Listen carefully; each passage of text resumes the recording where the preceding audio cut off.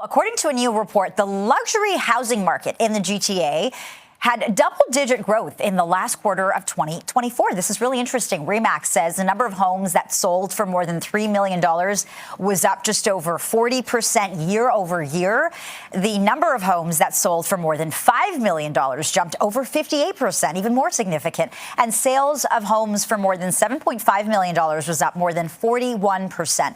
RE/MAX says 250 basis point interest rate cuts helped jumpstart demand in the luxury housing market. For a closer look at why this might be happening, we're joined live by the president of RE/MAX Canada, Christopher Alexander. So good to sit down with you, Chris, and thank you for joining us in studio today. Thanks for having me. So this is fascinating. What's happening behind the scenes? What do you think is driving this? Well, there's a number of factors. First and foremost, the drop in interest rates that you mentioned really accelerated activity in that segment of the market.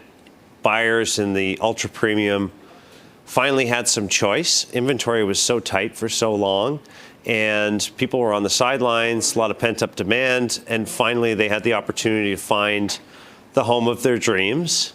And the stock market has performed exceptionally well over the course of 2024. And you couple all that together, and including some other outside factors, and it turned out to be a very robust luxury market in the fourth quarter. Yeah, so interesting. Is this something experts had predicted, or did this sort of catch everybody off guard?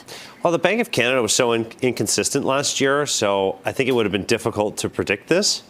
But sitting here before you right now, even I'm surprised to see 40% jump in the fourth quarter year over year. That's substantial. Right, and when you say that there's been more of a selection for buyers to choose from, what do you mean by that? Just more inventory.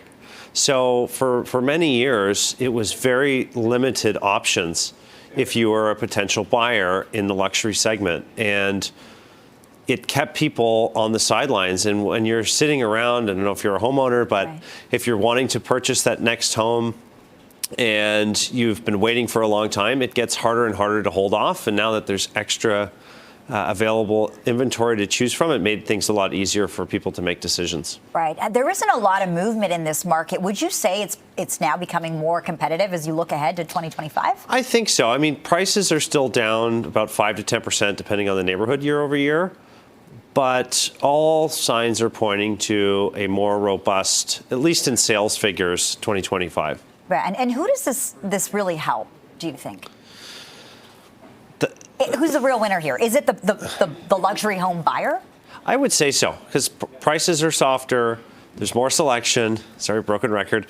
But I think that if you've been waiting for a long time, you've got the means to do it. Interest rates are softer, although that doesn't really play as much of a factor in that segment as other parts of the market.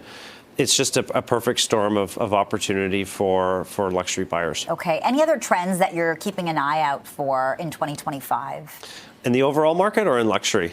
Overall, any housing trends that you've got your eyes on? I really believe that we're going to have a stronger year for sales over the balance of the year. First-time home buyers are back in a big way. They've got lots of flexibility now, lower interest rates, less stringent stress testing, and longer amortization periods. Yep. And that will typically have an effect all the way up the market. So when you have the first-time home buyers, that allows the move-up buyers to move up and all the way up through to the luxury segment. So I'm expecting a much stronger year in 25. Are people still sort of holding their breath, waiting for the next interest rate announcement, or are they making moves? The savvy buyers are making moves now, but the Bank of Canada, after every announcement, says we're going to cut more.